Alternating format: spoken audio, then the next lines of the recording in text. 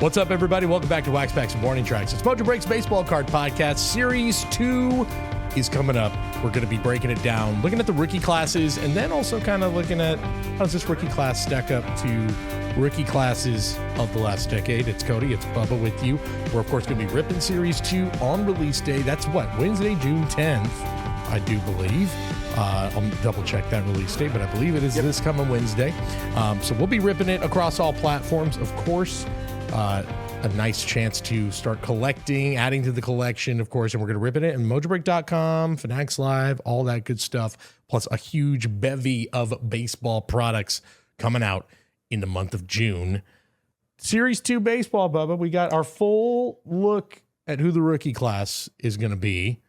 And I got to say, right out the gate, it feels like a good compliment to Series 1. I will say, I'll start by saying this. I felt like Series 1, the thing that really stood out was how strong the pitching class was with Mizorowski, with Chase Burns, with McLean, all those guys. I know I'm missing a couple. Schlittler, kind of missing the big one. All those guys who made up really one of the strongest pitching classes for rookies I think I had seen from Topps out the gate in a while. I think the Series 2, if you were worried about, is it too pitching heavy? I think this Series 2 class of rookies, which we kind of knew were already coming from Chrome Black and all that, should put you at ease of like, this is going to be a really good hitter class as well. Yeah, all the top hitters in here. We're going to go through a handful of them. But yeah, I think potentially, and it seems, I guess at this point in the season, likely that both the rookies of the year will be from Series 2. That's my kind of like, I don't know if it's a hot take, but we'll get through the list of the guys. Some guys had super hot starts and kind of cooled off a little bit. Some guys had a bunch of hype coming into the year and haven't really performed as well. So it's a good batch. Overall, I think I prefer Series 2 over Series 1. Yep. Just hitters always do better for the hobby. They just, they're going to, your ROI, your ceiling. So this is like really exciting for collectors, I think, for card investors. If you're ever to get excited about a paper product, try Series 2 out. Usually at a really good price, price entry point, and a couple of guys that we're going to talk about right now I'm especially excited for. And this is for like Series 1, 2, and update. Like Series 2, there are a couple of guys in particular that I'll be spending a few extra bones on next Wednesday. So. Yeah, absolutely. And you know what? Also, they have, just on top of the rookies, we're talking about the product itself, you've got new additions in there, the cover athlete autographs, which I think we've seen those before, but those are really cool cards. Yeah. You've got World Series champion autos. I know Bubba will be chasing those for the Los Angeles Dodgers. Home field advantage, the paper version, makes its return in here. And I think one of the most exciting and a huge hit, and we loved it in Series 1 that they have this chance. Topps buyback cards are coming back in this one. Yep. The bigger chases in that, a 53 Jackie Robinson, a 54 Hank Aaron. These are all graded, by the way. Clemente, a 55 Clemente, huge. You've got huge Roger Maris cards, Mickey Mantle's in there, Cal Ripken, Kirby Puckett, Bo Jackson, Jeter, 93 Jeter, 08 Clayton Kershaw. Really, really cool stuff. I love that they've included this. And so hope this becomes a staple of Series 1, Series 2. Wow. And they, it didn't really affect the price all that much by including this type of these buybacks. It really doesn't do anything to affect the price, and it gives a really, really cool a chase for people to throw in there. Yeah, I totally agree. And they're hard to find, these SPs, but they've been popping up. We've been seeing a couple of the big ones pop up from Series 1. Yeah, I'm stoked. I can't always get into the transcendence, all the definitives and diamond icons of the world. So I always get a little extra excited about a nice paper product that I can rip a lot of. And can we get right into it? There's a guy. It's a lot of big rookies let me list off the additions that we are getting in Series 2, the notable names. Obviously, top of the list is Munetaka Murakami. We've talked about him at length. He's on the injured list right now, unfortunately. So hope he gets back soon, because he will. All-Star voting actually today just began. So I'm sure he's going to get a lot of love in All-Star voting. And Topps understands he's the big chase. And you probably saw the SP that's going to be in there where they recreated the photo. I don't know if it's an SP or if it's Golden Mirror. I believe it is. Yes, it is an SP. Yeah. So it's recreating the Frank Thomas 92 Topps card, which is awesome. Yeah. Really, really cool that they did that. So acknowledging, yes, this is the guy, this is the big chase in this product. But on top of that, you have Murakami, you have Okamoto, who's had very quietly, I feel like, very underrated how good he's been doing for the Blue Jays. Yeah. You've got Imai from the Astros, Trey Savage of the Blue Jays, postseason hero last year. He's been featured in some other products as inserts. Now he's in there full-fledged, his first rookie card. Carter Jensen, Sal Stewart getting his first base rookie card in here as well. Bryce Eldridge, who has been coming on as of late. Chase DeLauder, who got off to a hot start for the Guardians. And then SPs of J.J. Weatherholt, Kevin McGonigal, Carson Benj, and Justin Crawford. So a lot of new additions. Again, very hitter-heavy in this one. Now I want to hear who's the guy you're really champing at the bit here to talk about. It's Trey Savage / Sal Stewart. It was always Trey Savage. Yep. And then we started talking about how hitter heavy it was. I thought, oh, how ironic. I'm going to talk about a pitcher here. But I want to talk about Sal Stewart too. Trey Savage is pitching to a 2.19 ERA right now in a very, very difficult division. He has not really wavered, I think, since he's been called up. He's been all throughout the big game, World Series. I thought he wasn't ever going to come back from that Max Muncy home run he allowed in Game 7. He looks better than he did last year. His pitch repertoire is way more advanced. He kind of has like a little bit of a swagger. He's like a little less deer in the headlights that he kind of looked last year on the mound. Swag level. He's got swagger. Yeah. 100%. I am stoked on Trey Savage stuff coming out. And also too, I really appreciate like the hobby in general, kind of like promoting, maybe not the right word, but like appreciating pitchers more lately over the last handful of years. So like I'm going into Series 2 with a little confidence, collecting a pitcher. That being said, it is hitter heavy. Sal Stewart, kind of maybe a guy you hadn't heard of before opening day. And now like he's just forced himself into all these different conversations about Rookie of the Year. I don't know. He could have a crazy, weird next couple months and the Reds start winning games and he starts getting some down ballot MVP votes. With Ellie now on the shelf, right? So yeah, there's a lot of room for opportunity there for Sal Stewart, like IRL, to like take the next steps. That'll only translate to his hobby prices. He was a guy that had rookies in Chrome Black, and you were lucky if you were able to hit him here. This is going to be his first true rookie, and yeah, so I kind of cheated there. I gave 2 picks, but well, the Sal Stewart one, and again, that's one that I know we have been hearing that, hey, look, I know Murakami's getting the love, and we've said it already. I know I might be sounding like a broken record here right now, but yeah, Sal Stewart should be getting just as much love, and he's 22 years old. He's a full 4 years younger than Murakami. He's in a great hitter's ballpark. He's got a ton going for him, and his market a lot smaller, or it's a lot more. It's a little easier to get in. The price of getting in is a little easier than it is for Murakami for a lot of similar cards. Still up huge compared to what it was probably at the beginning of the year, but regardless, yes, Stewart I think is going to be. What do we think he's if we're not counting the SPs here, which Weatherholt and McGonigal are going to be probably after Murakami, if not above Murakami, because of the scarcity, the name brand. They're healthy right now, so they're both performing. I think both are performing at an all-star level. I think there's McGonigal to me is a shoo-in for the all-star game. Yeah. Weatherholt is very close. I think he's a borderline guy right now. Both with wars over 3 right now, or close to 3. Both playing exceptionally well, and for the Weatherholt, even more exciting, doing it on an exciting young team right now. But if I'm taking that all aside, I guess Stewart probably the number 2 chase in this product.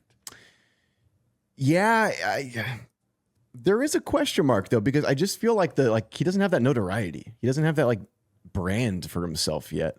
So like if we were to go on like eBay sale, if in a week's time from now, eBay sales, like I don't know, like maybe I'm trying to like justify a Savage sale or an Eldridge sale that could be high. I think you're right though. It is going to be Stewart.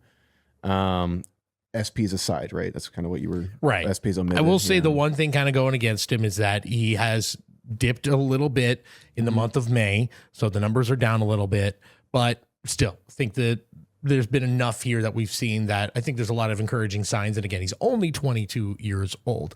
I want to go to bat for my guy, by the way. Do it. Bryce Eldridge. This is so exciting.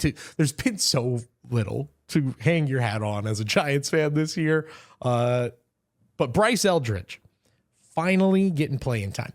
It has been, if you guys, again, there's no reason if you're not a Giants fan to be following what's going on with the third worst team in all of baseball right now. But if you have been following, there's been some vocal frustration from fans, from the announcers, from people within the Giants world that Bryce Eldridge, for a team that is not playing well and needs hitting from anywhere, why is Bryce Eldridge not in the lineup? I'm actually looking right now. They're playing live as we're recording this. He is in the lineup today.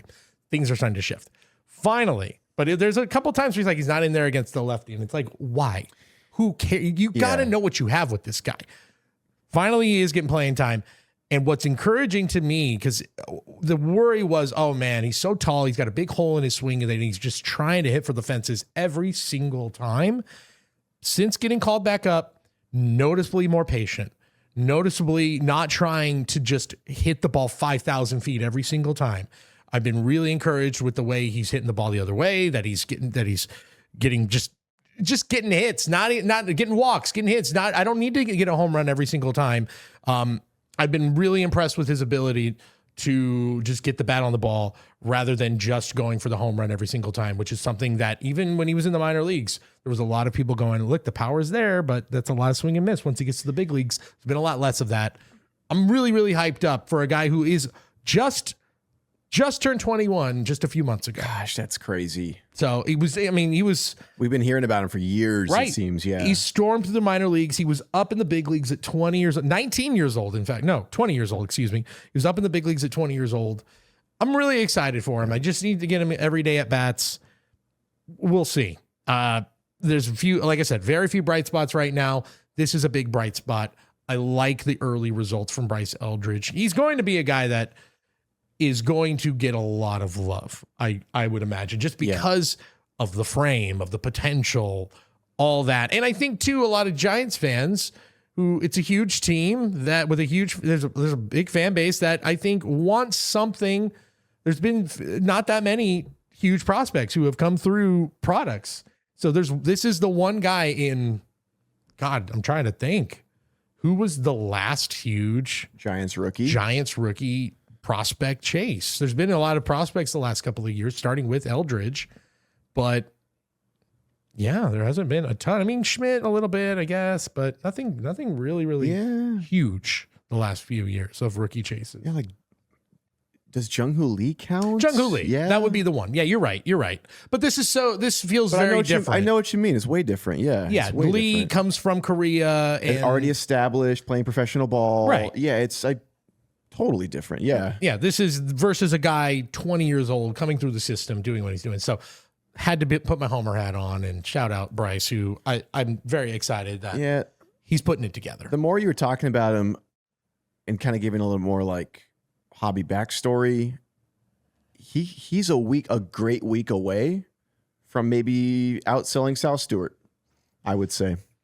And it wouldn't be fair to Sal. I'll just throw that out there. Would not be fair to him. No, Sal's playing in a weird market. He's playing on a actually a pretty decent team, I think. They're doing fine. All expectations coming into the year.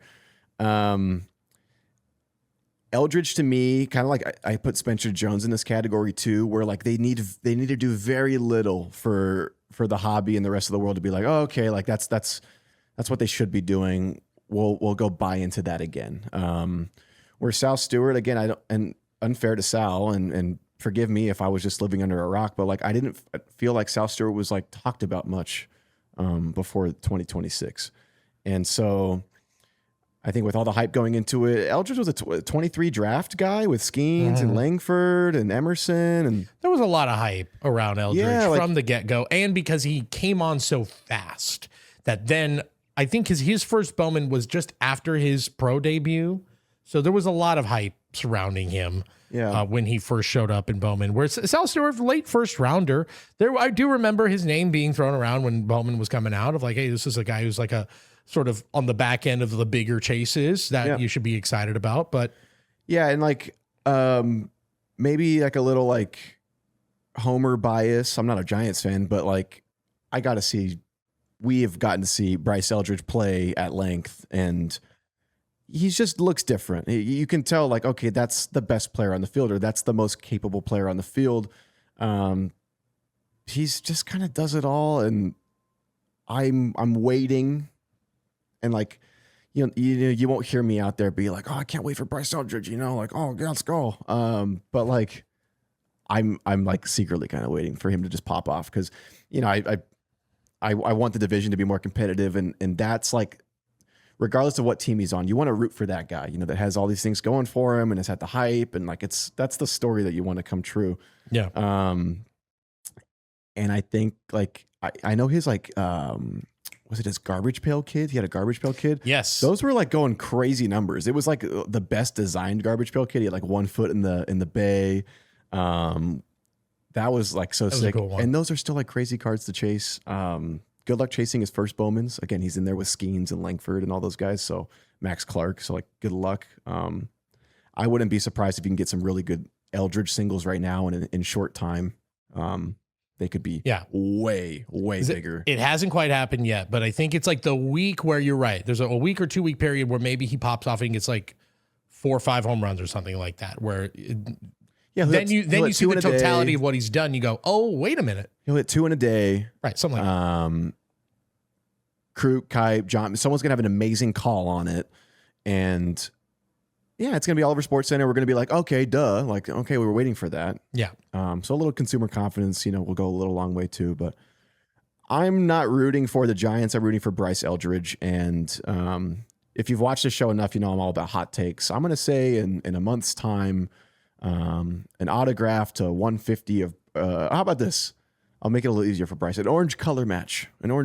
Bryce Eldridge will do better, will do higher numbers than an orange Sal Stewart auto. Wow.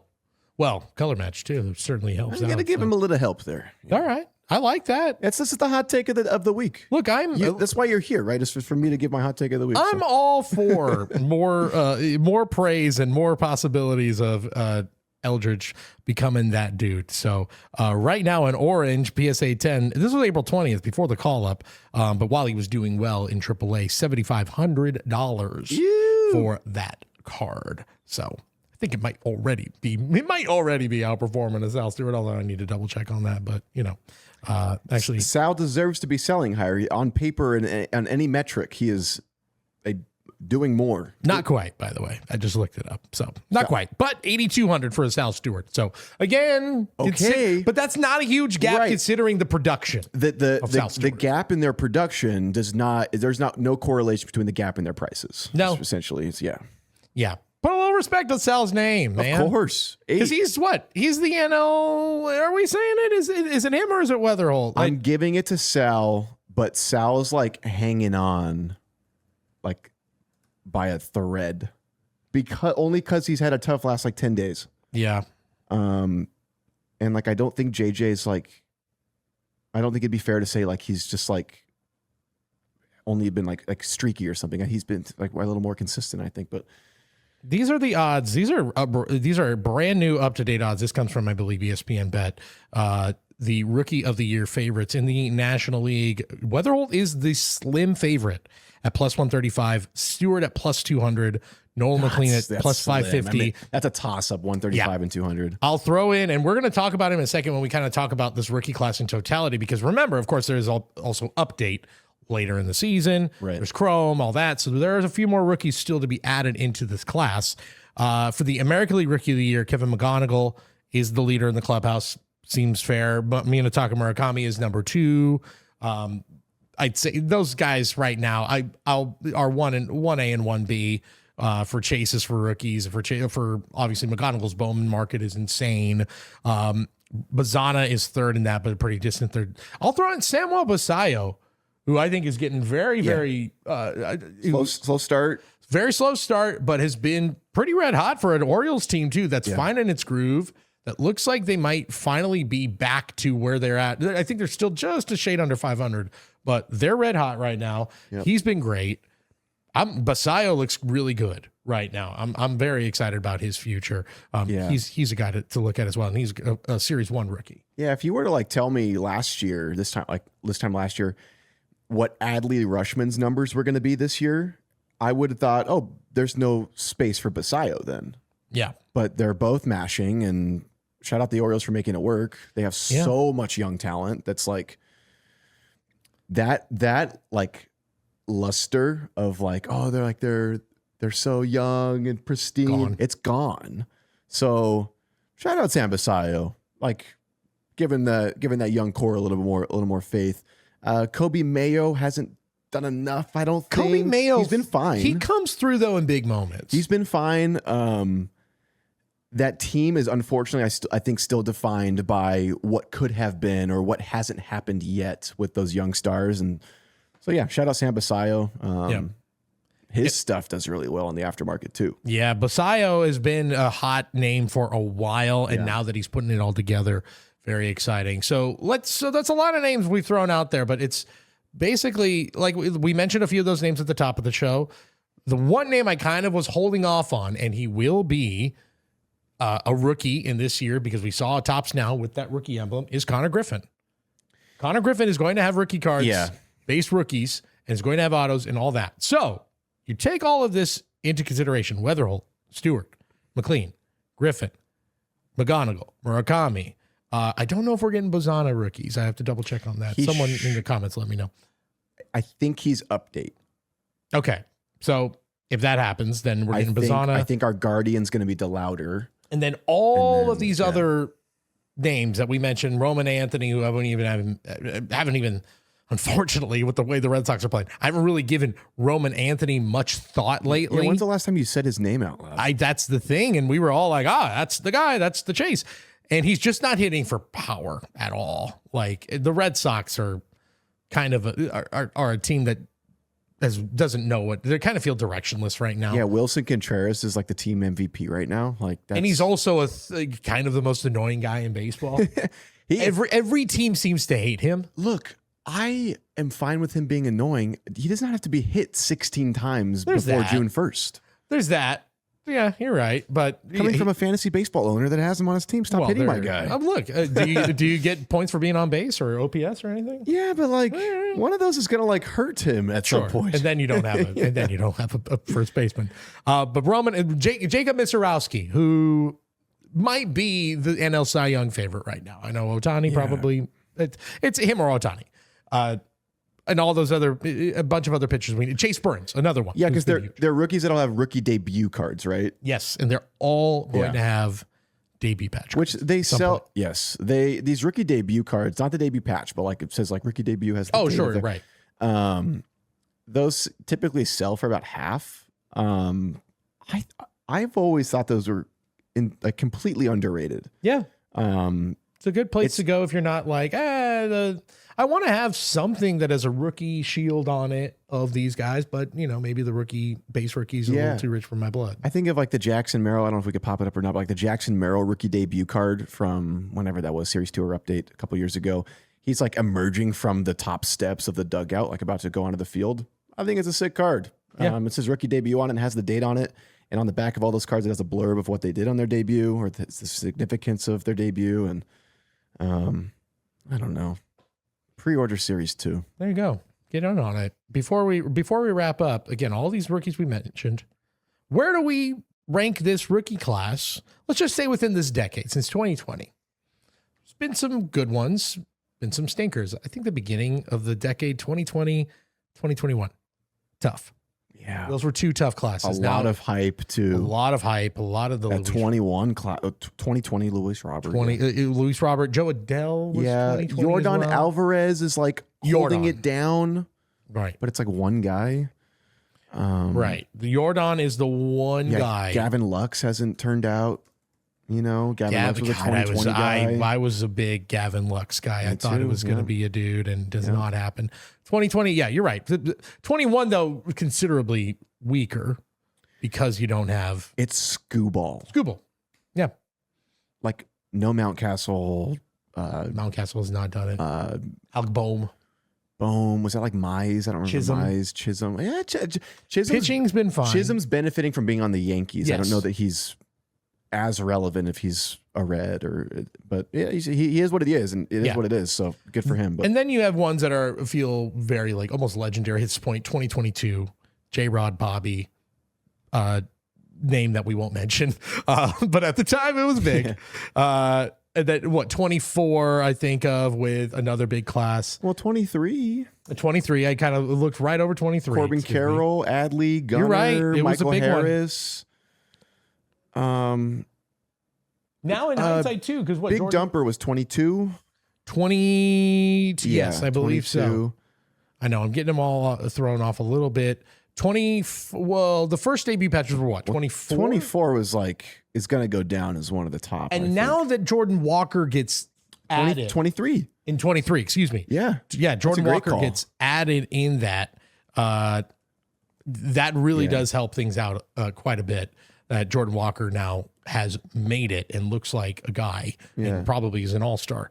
So yeah, where does this 26 class sort of rank right now? Or is the potential of it? I really like how well-rounded it is with great pitching, great hitting. And again, I need to do maybe more of a deep dive of like all of these rookie classes as we're kind of just talking about them popping. All these guys are sort of popping up in our heads like, oh, I remember that guy. Oh yeah, that guy makes this class a little bit better. But all in all, I think this 26 class is shaping up to be a potentially very special one.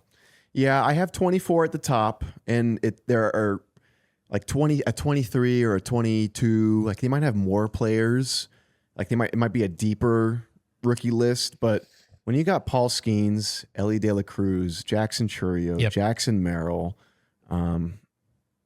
Yamamoto, I'm good. Yeah.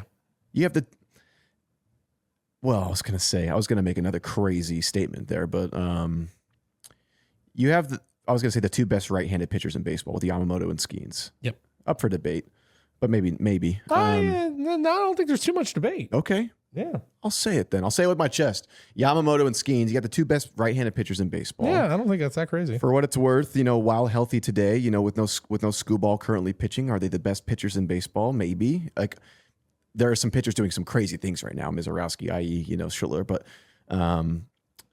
pound for pound, I have those guys toward the top. And then with the hitting, Ellie's having an incredible year. He's really only been good since he's been in the majors. He's only been good or great. And the times he hasn't been great, it's like, oh, is he slumping? It's like, yeah, he's still like hitting like 230 with like averaging like a homer every third game. Ellie's a star. Yeah. He's a star. And then Merrill and Churio, they could be Hall of Famers. We could be talking about them as like in the Hall of Famers in 15 years. I might slow on Jackson Merrill for now. I was high on Jackson Merrill, and he's been, that team, I think is. In fact, he hasn't been fine. He's been batting 207 right now. All right. Well, I'm leaving it open. I like him, but yeah, it's not happening right now for him, unfortunately. He doesn't have. Okay, does he have the trajectory? No. But like that changes when he's hitting 270 at the end of the year, and then you're like, he just had a weird hitting year, but he's still incredible defensively. And that team's, anything Padres, I don't know. It's such an anomaly because they have such great players, and then like Machado's like doing weird stuff. All right, We'll get back on track here. 2024, I have number 1. Yeah, they continue to get better. Can I go to bat for? I dismissed 23 for a second, but you're right. You said Corbin. Now that I'm like reevaluating, it's one that if you go back in time now, seeing a few guys perform, Michael Harris is in there after a big rookie year, and now he seems to be putting it back together. Yep. Miguel Vargas. He's doing well with the White Sox. He is doing well with the White Sox. I'm not saying he's the number one guy in there, but like it helps the products. It helps 2023 products. Better White Sox than he was a Dodger. He was. So Adley's still in there. Obviously, Jordan Walker, we already mentioned. That's a huge, huge boost. Yeah, Adley and Gunnar is nice. Yeah, to anything 2023, huge, humongous boost. Riley Green has just been steady as she goes. It's a great one. Shea Langoliers, another one that's really helped that. So there's a lot of players that maybe at the time were on the lower end of those chases, or we considered maybe a little bit of a disappointment, that are coming around. and I think are making those products a little more enticing, a little more exciting. Yeah. Frankie Alvarez, I think back up in the bigs now, 23 guy. Yeah, it's super deep. It rivals 24. I can't put a class over Skeens, Ellie, no, 24. Churio, 24 is the Yama. cream of the crop. I think 22 comes in second because of those two guys at the very, very top with J-Rod and Bobby Witt, and there are other names too as well. Yeah. 25 was a solid class last year that I think is getting better because of Kurtz, because of Wood, because of Ben Rice. Yeah. Like those three alone at the top make the 25 class excellent. But look, I think this 26 class, because of how good the pitching is, like that to me, how the top heaviness of the pitching, where pitching is suddenly now where people are not afraid to invest in pitching, and thank you to Paul Skeens for that. Mm-hmm. Again, I'm not going to put it at the very top, but I think it's like got a case where maybe in a year or two we go, oh yeah, that's like the easy third class of the last decade. Maybe even, I don't want to say number two, but I think right now maybe you could say, hey, I might end up being like the third best. Again, in the moment, it's always easy to get caught up in it. I'm sure I said this about the 23 class at one point or the 25 class at one point, but I like the future prospects of 26 because of how well-rounded it is. It's easy to get excited about these classes when you have an international player hitting 20 jacks. There's that too. And you have guys throwing 101 miles per hour in their sleep. It almost seems like back in like 2020, 2021, we didn't have that. It's like baseball players are getting better or something like that. They're just getting better. Just getting better at baseball. Look, in 20, again, we were big on like, as Jordan was just coming off of a big rookie year. And we weren't really talking about Jordan. We were talking about Lubov. We were talking about Austin Martin. Austin Martin. In 2020 and 2021. Yeah, we were. We certainly were. Like, we were talking about Jared Kelenic in 2021. Boy. So the same things way could change. That's exactly my case in point. Last year, Dylan Cruz, maybe it went into the 25 season as the Chase, right? That's what we thought. Yeah, and then he was getting thrown in the trash waste at the about 3 weeks ago, and then he kind of seemed like the best buy mid-May because he was selling for dirt, and he comes up and hits a home run in the second game back up, right? And his prices are not back to where they were, but respectable again. So. Things change. You hear us talking about how much we love the 2023 class and how much we don't like the 2021 class.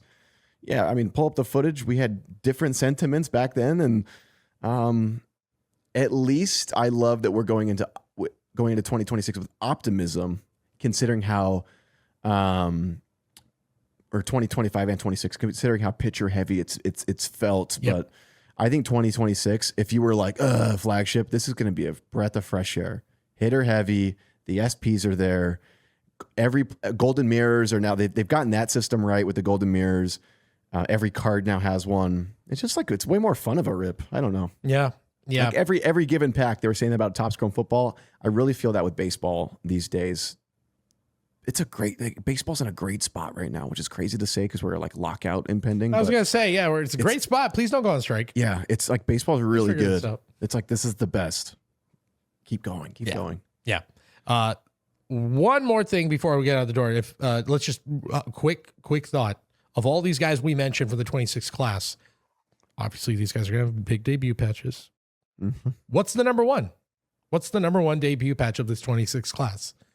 There's Roman Anthony out there, which I felt like at the beginning of the year we went, well, no matter what happens, Roman Anthony. Colson Montgomery, I haven't even mentioned him, who I loved in Series 1. And maybe he hasn't become the guy where I'm like, he's going to hit 50 home runs. That maybe hasn't quite happened, but he's doing great on a very surprising White Sox team. Yeah. Because my gut tells me the number one debut patch will be Jacob Mizorowski. It's sort of in the same vein of Skeens. Especially if he wins a Cy Young. I mean, the sky's the limit for that card. I know other people might be yelling, it's McGonagall, it's a slam dunk, it's McGonagall. It's a slam dunk that it's Murakami. I went to Murakami first. That's where my head went. I am just the Probably not even worth saying. I'm just the guy that's not in on McGonagall like that. But I'm sure I'll be wrong, and I hope to be wrong. I go to Murakami first. That's interesting, Mizorowski, because a Cy Young just vaults him into like an unprecedented territory for a guy of like that build on a team like that. Like it just, he almost, wow. Again, he's not the same type of pitcher at all, but in terms of just like accolades, yes, Miz got called up a little late last year, kind of fell off at the second half. They slowed him down. But like, again, I'm also saying maybe a Cy Young guy. I said Ohtani. Christopher Sanchez, by the way, just had the most incredible run of all time. Once again, I want to apologize to Christopher Sanchez, his family, and all Phillies fans for disrespecting Christopher Sanchez on this podcast and continually doing so because he's probably the Cy Young favorite right now. But there's a shot. It's Mizorowski, who currently leads the league in strikeouts, leads the league in whip, and all that good stuff. So it was a thought-provoking statement, and I have been thinking since, and I would rather own a Jacob Mizorowski rookie debut patch than a Kevin McGonagall rookie debut patch. Yeah. I'm still not going to have him over Murakami. I mean, just the international market for that card, I think, is going to be ridiculous. Huge. I think he has at least double the amount of sets of eyes than Mizorowski has. Gosh, we'll see. I think, it'll depend when they get pulled. Right. Where are we at when they get pulled? We still haven't gotten the Yamamoto one. Right. Oh, still out there. Wow. And that might be the biggest. Well, I think besides Skeens, that's the biggest of them all. At this point. Bigger than Ellie, yes. Yeah. If that gets pulled tomorrow, considering everything he's accomplished in his career, it's $1 million. It's $1 million. I think it's just a shade under Skeens. I think it's $1 million. Yeah. Yes. And Skeens like 1.4 or something like that. 1.2, 1.4. Something like that. I think it's either close to Skeens or matches Skeens. Might be 950. Yeah. But it's not. I don't think it's $800,000. No. Everything he's accomplished to this point. It's and again, the story of the chase, how long it took for it to finally surface. So again, we're saying all these things of like, when does it come out? Well, again, Yamamoto doesn't even surface. You're welcome, by the way. So, getting through all those dud boxes. You're welcome. Whoever the pulls odds are growing and growing. I will, to cap it with the Mizorowski whole thing, I think Mizorowski is the bigger one out of this class initially. I think a guy like McGonagall, Weatherholt, Connor Griffin are the better buys and the better ones long term. Yeah, I could see that. Yeah. I'm just out on McGonagall. I shouldn't say out. I'm not all in. I'm not all in on McGonagall now. And it's just because I haven't watched enough Tigers baseball. Yeah. I'm going to chalk it up to that. Yeah. Watch more. I need to be a better I need to be a better baseball savant. That's one maybe you don't need to watch a ton because they're not playing all that well. Although they did just sweep the Rays, so maybe they're on the comeback. Wow, the Rays have been playing great too. Rays been really good. So McGonagall's really fun. I'm very, very excited about him. Who are you looking forward to? Who are you chasing? Let us know. And little wrinkle, what do you think about Justin Crawford in there? We didn't even talk about it. Yeah, that was kind of thrown in there. He is an SP. Again, a guy I have not been watching enough Phillies baseball. Yeah, we didn't talk about him, but he's not really done. Again, if he was doing more then we would be talking about him more. He's just not making much of an impact at this point of the season. 56 games and he's batting .232. He's in there every day because the Phillies need a center fielder. But let's be honest. If the Phillies make a move at the deadline, it's going to be looking for probably a center fielder because that's always what they're doing. The Phillies have a lineup of all-stars and yet constantly need a center fielder. Bring him home. Bring him home. Bring him home. We don't even need to say who it is. Liberation Day. Bring him home. You know who we're talking about. Yeah, how about that? Comment who we're talking about. Let him root for his Eagles. Okay? Say the name who we're if you say the name who we're commenting and about it, but before next episode, I'm going to go through the comments. I have a cool card of this individual. Ooh. I'll reach out to you. Hey, I'll reach out to one of you guys. There you go. I'll send it to you. Who are we talking about? Who are we talking about? Who we're talking Bring about. him home. Go Birds. Let him root for his birds. With his buddy Bryce. That's going to wrap it up for this week's episode. Let us know which debut patch for the 26 class you think is going to be the biggest, who you're chasing in Series 2. And, of course, make sure to get in on breaks of Series 2 baseball. Ripping It, Wednesday, June 10th. Mojobreak.com, Fanatics Live, across all of our platforms. Until next time, for Bubba, I'm Cody. We'll talk to you next time on Waxbacks and Morning Tracks. See you.